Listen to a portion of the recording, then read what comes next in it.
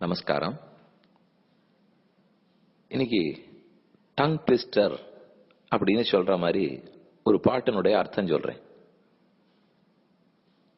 நம்ம நாக்கே புரட்டி விடுறாப்புல இருக்கும். நம்மாழ்வார் பாடிய திருவாய்மொழியில வர்ற இந்த பாடல்,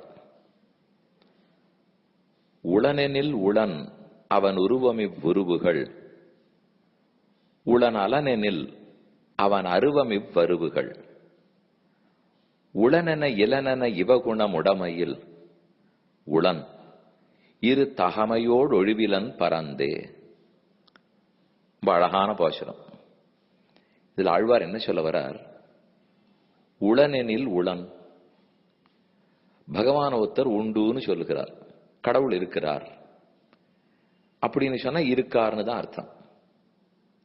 உளன் அலனெனில் அவர் இல்லேன்னு சொன்னால், அவர் இல்லேன்னு சொன்னாலும் அவர் இருக்கிறார்னு தான் பொருள். என்ன வேடிக்கையா இருக்கே! உண்டுன்னு சொன்னால் இருக்கிறார்னு பொருள், இல்லேன்னு சொன்னால் இல்லேன்னு தானே பொருள். இது நமக்கு வர்ற கேள்வி. ஆனால் வரப்படி இல்லைங்கிறார். உளனெனில் உளன், அவனை உண்டுன்னு சொன்னாலும் அஸ்திங்கிற வடமொழி சொல் உண்டுன்னு குறிக்கும். அஸ்தின்னு சொன்னாலும் அவன் இருக்கிறான்னு அர்த்தம். உளன் அலனெனில், அவன் உண்டுங்கிறத இல்லேன்னு சொன்னாலும் அவர் உண்டுன்னு தான் அர்த்தம். ஆழ்வார் எவ்வளவு சாமர்த்தியமா பாருங்க. அவனை அலன்னு சொல்லியிருக்கணுமோ இல்லையோ, ஆனா உளன் அலன்கிறார். அவனை உண்டுங்கிறத இல்லேன்னு இழ்நாள் அதுல ஏதோ ஒரு சாமர்த்தியம் இருக்குது. என்னன்னு புரியறதுக்காக சொல்றேன். இல்லேங்கிறதுக்கும் உண்டுங்கிறது இல்லேங்கிறதுக்கும் வேறுபாடு இருக்கு. எங்க வீட்டுல வெள்ளை அடிச்சிருந்தேன். அப்ப நீண்ட ஏணி வேணும். அந்த ஏணி என்கிட்ட இல்லை. அத போய் அங்க ஒரு கடைக்காரர் இருந்தார். அவர்கிட்ட இருக்கான்னு வாங்கிட்டு வா அப்படின்னு வெள்ளை அடிக்கிறவர்கிட்ட சொன்னேன். தெருக்கோடியில கடைக்காரர் இருக்கார். வெள்ளை அடிக்கிற நேரம் போனார். தெருக்கோடி கடைக்காரர்கிட்ட ஏணி இருக்கா என்று கேட்டார். யாருக்கு வேணும்னார் அவர். இந்த வீட்டில் இருக்கிறவங்களுக்கு வேணும்னார். அவர் உடனே ஏணி இல்லை என்று சொன்னார். நேர வெள்ளை அடிக்கிறவங்கிட்ட வந்தார். ஏணி இல்லை ஆம்னுட்டார். இப்ப என்ன அர்த்தம்? உலகத்தில் ஏணி இல்லை ஆகுமா? அப்படி இல்ல இல்ல. கடையில் ஏணி இல்லை ஆகுமா? அதுவும் இல்லை. பின்ன அர்த்தம் என்ன? நீ கேட்கிற முதலாளிக்கு கொடுக்கறதுக்கு ஏணி இல்லை. ஏன்னா அவருக்கு எனக்கு ஆகாது, அதனால நான் அவருக்கு கொடுக்கறதா இல்லை. இப்ப ஏணி இல்லைங்கிற இந்த சொல்லில் ஒண்ணு இருக்குன்னு ஆச்சு பாருங்க. ஏணின்னு உண்டு, அதை வச்சுன்னு வெள்ளையடிக்கலாம். அதை எங்கிட்டையும் இருக்கு, ஆனால் உனக்கு கொடுப்பதற்கு இல்லை. அப்ப இல்லைங்கிற சொல்லி எப்படி மாறுறது பாருங்க. ஏணி உண்டு, ஆனா கொடுப்பதற்கு இல்லை. இந்த பூமியில குடம் இருந்தது, குடம் இல்லையே அப்படின்னால் உலகத்துல குடம் இல்லைன்னு அர்த்தம் ஆகாது.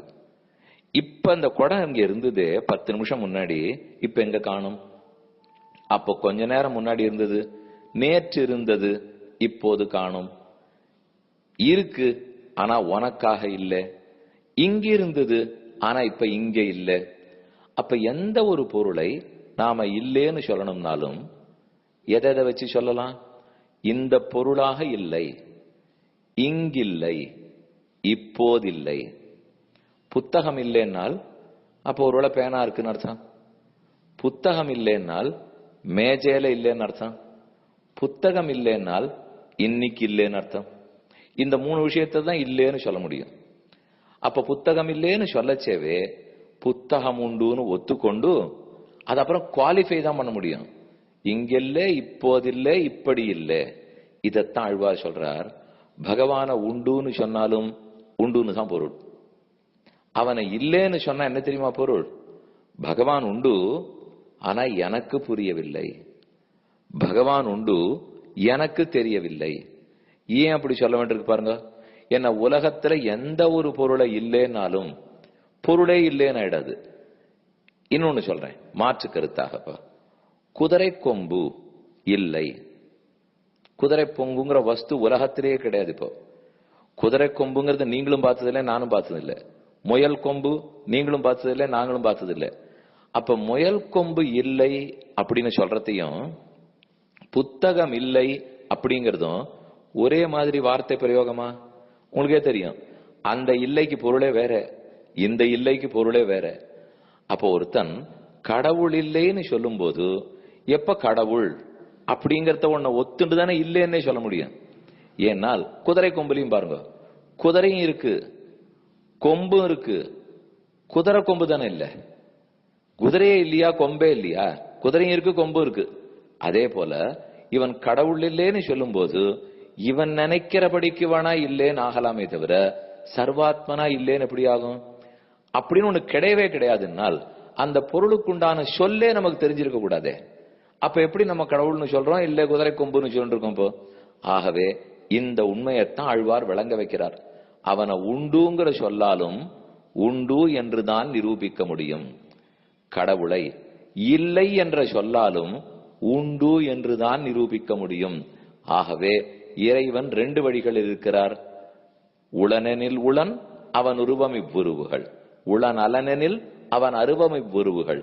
உளனென இளனென இவகுணமுடைமையில் உளன், உளனென உளன், இளனென உளன். அவனை உளன்னு சொன்னாலும் உளன், இளன்னு சொன்னாலும் உளன். இரு தகமையோடு ஒழிவிலன் பரந்தே. இப்படி ரெண்டு தன்மைகளோட உள்ளார்.